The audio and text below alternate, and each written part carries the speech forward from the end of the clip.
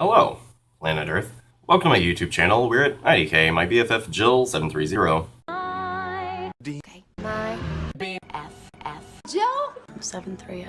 I'm Preston L. Young, wishing you warm salutations and congratulations, as always, because you've made your way to the Buffington Post. You are invited! Today I'll be continuing my Season 9 coverage of the Buffyverse with Angel and Faith, Season 9, Issue number 22. It's What You Want, Not What You Need, Part 2. But before we get into it, previously on Angel and Faith. All season long, Angel and Faith have been trying to resurrect the dead Rupert Giles in a world without magic, which is kind of the Buffyverse equivalent to trying to make fetch happen. It's not going to happen. Now, Giles is of course dead because Angel was Twilight and he was all crazy and killed Giles. Now, while Angel was Twilight, he was playing with these characters called Whistler, Pearl, and Nash. Now, we know Whistler from way back in Season 2 of Buffy, but Pearl and Nash are actually these half-demon twins who are all, crazy powerful with their laser eyes, and they fly around, and they just want to, kill, etc. So Whistler, Pearl, and Nash were basically banking on the Twilight happening to, make a world in which they would all belong, and now that there's no magic in the world, they are basically trying to do that again by collecting all of these different magical items that still retain their mystical properties in order to basically grind them down and just make this concentrated magic that they're going to reintroduce into the world, with the caveat that it's going to destroy about half of the world's population. Which is all well and good if you're a demon or a monster or something super awesome, but for the rest of us it's going to be pretty shitty. So with the help of Alistair, one of Giles' old magical cohorts, as well as Sophronia and Lavinia, Rupert's immortal great aunts, Faith and Angel have finally collected all of the different pieces of Giles' soul, and they've got it in place, and they started doing this hocus-pocus to bring Giles back to life. But Whistler, Pearl, and Nash showed up at Alistair's home in order to raid all of his magical menagerie of stuff, and the spell kind of started going wonky because Alistair got all knocked the fuck out. And at the end of last issue, it looks like the spell is working on Giles, but we don't know exactly what's going to occur with the resurrection spell. Also, keep in mind that all of this is going on in London, and Buffy is actually in England at the Deeper Well with Willow and Xander, and they are currently trying to fight off DeHoffrin and all these other folks in order to get into the Deeper Well to restore Dawn to her, self. And also keep in mind that Nadira abandoned her other Slayer sisters as well as Faith and basically went rogue and decided to take matters into her own hands, however that works. That's pretty much what you need to know, and so without further ado, let's jump into Angel and Faith, Season 9, Issue number 22. It's What You Want, Not What You Need, Part 2. Here we go. It is time. Everything you want, everything you want. Life can be complicated, too often mistranslated. Love is for all ages, hearts turn different pages.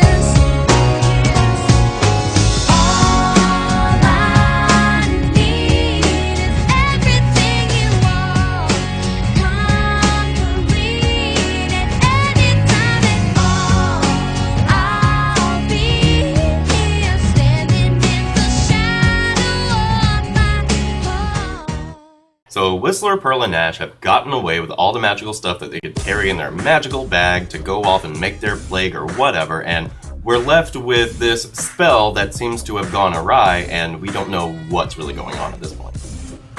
By this point, Alistair has kind of come back to, and Lavinia hands over the spell for him to finish the recitation because she was screwing up the Aramaic all over the place.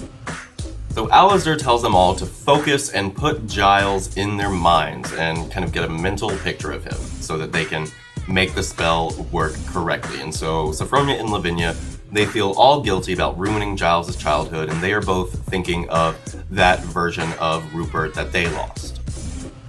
We've also got Faith, who is just really wanting Giles back, and she feels like she really needs him because he was like this great father figure for her, and that's the Giles that she wants back. And Angel, of course, he's thinking about the fact that, he killed Giles, and so that's what he's thinking about, and he's like, come on, let me just fix this one thing.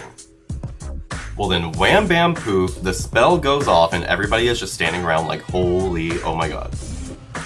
The reason everybody is staring is because Giles is a child. He's maybe 11 or 12 years old, and he doesn't realize this. He's like, okay guys, we've all played Magic before, this can't be the strangest thing you've seen, let's go and get rid of Whistler, Pearl, and Nash, because keep in mind that he's been inside Angel's body this whole time, and so he knows, what's going on, and he's like, let's go and handle these guys. So Rupert is not thrilled to look in the mirror and discover that he is a child, and basically we find out that the reason he's a child is because Sophronia and Lavinia had been picturing him as a child when they cast the spell. Now Sophie and Vin were thinking, oh well, in my imagination he was about 10 years old, but you look more like 12, and it's all good, we'll just have to get you on a skincare regimen because you're about to hit puberty and get all your spots. So while Angel, Sophronia, and Lavinia are all patting themselves on the back, saying, good job, sure he's a little young, but that's fine, Faith is questioning Giles. She's like, are you really you in there? In your mind, are you the Giles that we lost? And basically, Giles can't really concentrate because of Faith's #1 superpower, which is her cleavage, and yeah, he explains that he is in fact himself, but he's super affected by his age and kind of the hormones going on. And it's really funny because Sophronia, I think it was Sophronia who kind of thought that maybe Faith and Giles were living together in a sexy way back in season 8. And so this is all just kind of reinforcing that idea. And so Giles is really not pleased. Not only was he trapped inside Angel and Angelus for that matter, but now he's back, and sure, he's back, but he's unrecognizable, and he's basically lashing out at Angel saying, you had no business doing this, you were calling in crazy magics that could have unpredictably killed the world, and now look, really look at me. Alistair steers the conversation back to Whistler, Pearl, and Nash and how dangerous it is that, what they're doing, and they need to go about trying to find them and maybe call in some reinforcements. And basically, Angel says, oh, well, I'll call Buffy. She'll be so happy that you're back. But Giles says, oh, hell no, there's no way we're calling Buffy. First of all, it'll take them way too long to get here. And secondly, I'd like to know that I'm going to, stay alive for more than 24 hours before we go getting Buffy's hopes up and crushing them if I don't stick around. So Sophie and Vin go off to get some favors maybe from the guys that they deal with, but, they actually owe more favors than they are owed. And so that's all well and good. They're going to go and try and see what they can do. And Faith, she's really not in a good frame of mind, and so she says, I know what I need to do, so I'll be back, holla back. So rather than coming back with help, Sophronia and Lavinia come back with a new wardrobe for their little Giles play doll. Giles tries to get away from Sophie and Vin, but he goes up to the roof and comes upon Faith, who is feeling just all over the place and bad. So Giles is of course super frustrated by his youth, and he can't really deal with it, and he's basically coming to apologize for Faith for coming back as the opposite of the thing that she needed, which is this father figure. But Faith says, that's my thing. I need to get my shit together. I need to figure out my stuff. I keep thinking, oh, some father figure is going to be the best thing for me, and it always turns to shit. No offense, I'm glad you're back and everything, but I've never actually had a good father figure, so I don't know why I miss it so much. But Giles says it's okay for you to miss that. That's something that you never had, and it's something that people need. And the fact that you know that that's kind of bothered you your whole life, it takes a lot to admit that. And don't sell yourself short. You have these emotional needs just like everybody else. And at this point, Faith realizes, sure, he's not the Giles that she asked for, but it's so wonderful to have Giles back, right? So they're hugging it out, and Giles gets major wood. And again, he's really super embarrassed about it, and Faith says, you know what, no hard feelings, I get it, you're a 12-year-old boy, it's fine, and he just doesn't know how to navigate being a young person again. It sucks, having to live your life as a child fucking sucks. And Faith says, yeah, join the club. So Rupert's talking to Alistair about how he appreciates him helping Angel and Faith throughout this whole thing, and Alistair feels kind of bad because, of course, he was telling Angel and Faith not to resurrect Giles, but Giles says, no, dude, I would have said the same thing. I would have said exactly what you said. It was too dangerous trying to resurrect me, but, they do talk about the fact that it beats the alternative, being dead, and, being enslaved to Igon for eternity. Being a kid definitely beats that, right? And on being a kid, we find out that him coming back as a child wasn't necessarily Sophronia and Lavinia's fault. Sure, they had this picture in their minds of him as a child, but really, Giles, when he was coming back into his body, he was kind of wishing for a do-over, to maybe have a life that wasn't ruined by the Watchers Academy when he was a child. And so basically, he felt himself going into what Sophronia and Lavinia wanted for him, but he fought against it, and that's why he appears to be about 12 or 13 and not the 10-year-old that they knew. So everybody gets back together, they're gonna go do the damn thing, they're gonna try and take out Whistler, Pearl, and Nash, because if they get this thing up and running, it's gonna be over, and so there's no, like, stopping them, they have to destroy them, and, like, anybody could die. And so Giles at this point comes forth and he says, you know what, everybody, I really appreciate you bringing me back, like, I like being alive, thank you, but if something happens to me during this battle, if I die, do not try and resurrect me again. And Alistair says, yeah, don't resurrect me either, because, like, I'm old, I'm a time fighter, like, my time's up if it's up. And Angel says, hey, I should have been dead, like, 200 years ago, and Faith says, I'm surprised I lasted this long, and Sophronia and Lavinia are like, fuck that, if we die, somebody resurrect us, okay?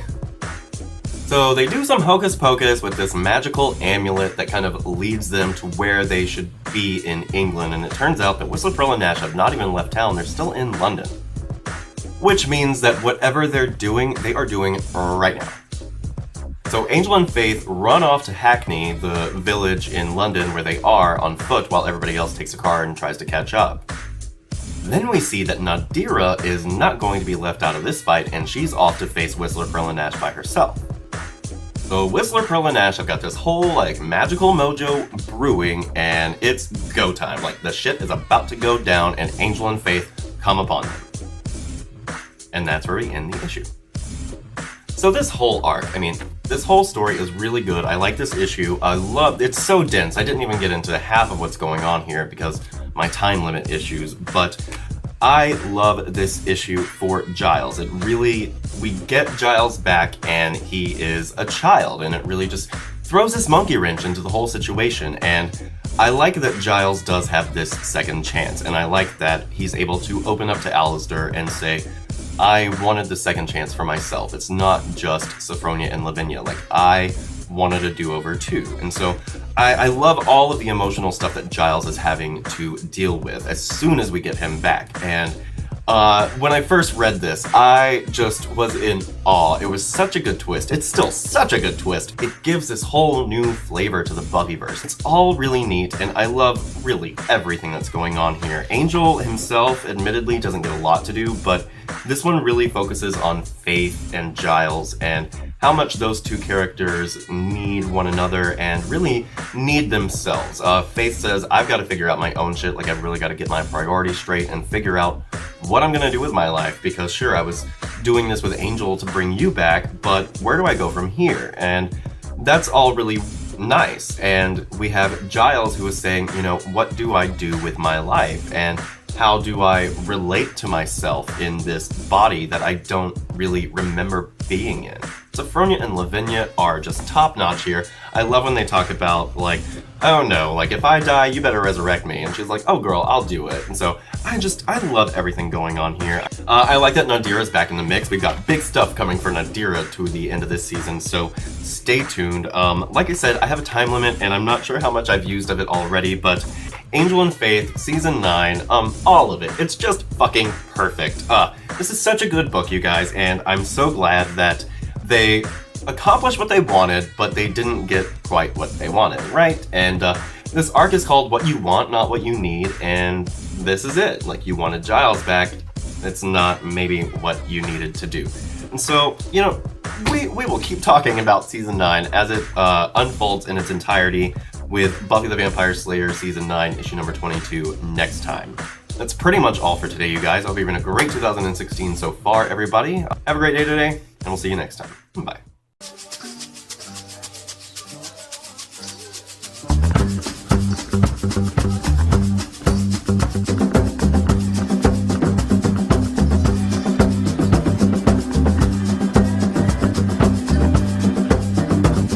Well, I feel just like a child. Yeah, I feel just like a child. Well, I feel just like a child. Well, I feel just like a child. From my womb to my tomb, I guess I'll always be a child. Well, some people try and treat me like a man. Yeah, some people try and treat me like a man. Well, I guess they just don't understand. Yeah, some people try and treat me like a man. They shit, but that's just it. I'm a child.